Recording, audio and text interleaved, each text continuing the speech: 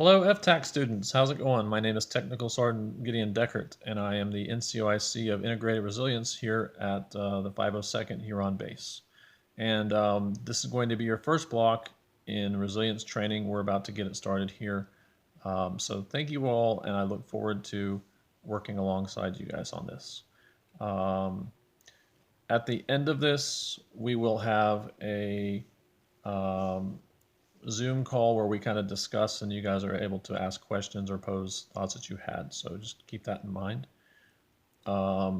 So first thing I want you guys to do is think about, what do you think of when you hear the word resilience? What ideas does that conjure in your head? What does that look like to you guys? I want you to think about that and write it down on a piece of paper or type it into your phone somewhere that you're not going to lose it, and just remember it.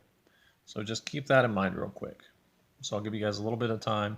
Normally we would have 5 minutes and we would take it here. Obviously it's going to move a little bit different because we're doing this class.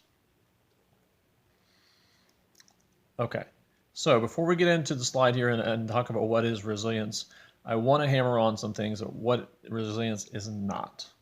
So resilience is not, it's a larger construct than just bouncing back from adversity or just being happy. It's bigger than that. It's also not a personality trait. I've probably said it myself, and maybe you guys have heard it as well. Oh, well, that person is just resilient, or I'm just not resilient. People can be more or less resilient based on the situation that they're in, but everyone has some resiliency in there. So resiliency is the ability to successfully adapt and recover after stress or a challenge, to continue to perform well in the face of change or stress. It's having a sense of purpose and well-being or a personal mission, and being mentally ready. Resilient people have the resources that they need when they need them, whether those are your friends, your family, your coworkers, your supervisors. It's that ability to draw from those people when you need them. It's also larger than just dealing with stress. It's having that strong sense of purpose, like we talked about, and that strong sense of well-being. They feel connected to that personal mission. Yes. So, why does resiliency matter? Why does it matter at all? There's research out there that shows that resilience matters a lot for our health and performance. Just plainly put, resilient people perform better.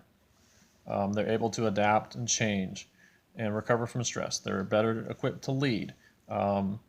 They're better at communicating. They are strong team players. And all of that matters. People that are higher in resiliency also are healthier compared to people lower in resiliency. They get better sleep and have healthier immune systems, meaning they recover from a cold or injury quicker.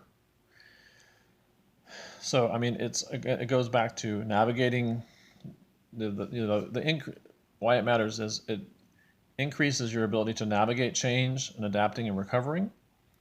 It increases your performance under pressure. It increases your communication and your leadership skills, your decision-making skills, and like I said earlier, your sleep and your immune system. All very important things. As we had talked about the increases there, it also decreases certain things. It decreases your stress levels and your stress symptoms. It decreases disengagement and burnout. It decreases cynicism and pessimism, and most importantly, it decreases your blood pressure. All of these things that I'm saying are not just things that, hey, Sergeant Deckert thinks this, so he's going to say it. It's all out there. The studies have been done, and the benefits are they're clear and they're well supported by science and studies and all of those things. So it's not just me making this up. It's a real thing. Again, okay, Sergeant Deckert, that's all well and good. But why are we doing this training? Well, the Air Force requires us to be physically fit, right? We have PT tests, we have benchmarks that we have to keep, we have standards we have to meet. And This is a way that we can train our minds or train our bodies or our minds to stay sharp. And similar to any workout that you do, whether you're doing cardio or whether you're doing weights or CrossFit or whatever you do, um, this is it's a way for your mind to have these exercises that we're going to go through to build up your mind and to strengthen that muscle that is your mind. Your brain is a muscle, and it needs to be conditioned, and it needs to be challenged. And so this is a way that we go through that and do that. There are multiple tools that we're going to go through that help you be mentally prepared and improve your personal and professional improvement or performance. Sorry. So maybe some of you all are sitting here listening to this and go, well, Sergeant Deckert, that just doesn't sound like me. You know, I don't think I'm really resilient, or I don't think I can do this. And that's okay. That's why we're here right now. Resilience can be learned. That's why we're doing this, is because that's proven that it can be learned. You can become more resilient. So if you look at that slide, and maybe you're towards the left end of the curve up there, we're trying to get you over to the right. Our goal is to shift the resilience and performance curve for everybody in this course. That's why we're here. We want it to be beneficial for everyone. No matter where you start, if you're at the top or you're far to the right, you say, I got this, you know, this is great, whatever, or you're maybe not. This is for you, and we're doing this so we can help you become more resilient.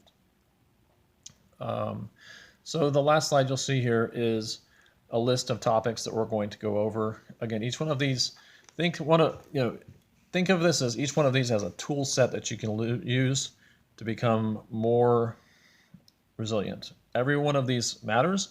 A lot of these are interconnected and feed into each other, and they're great tools that you can use. So I'm going to stop the video now, and we are going to talk about this via Zoom.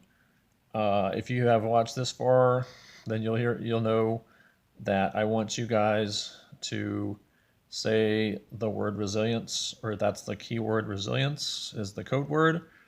If I ask you what the code word is and you don't know, then I will know that you probably didn't watch this. Thanks.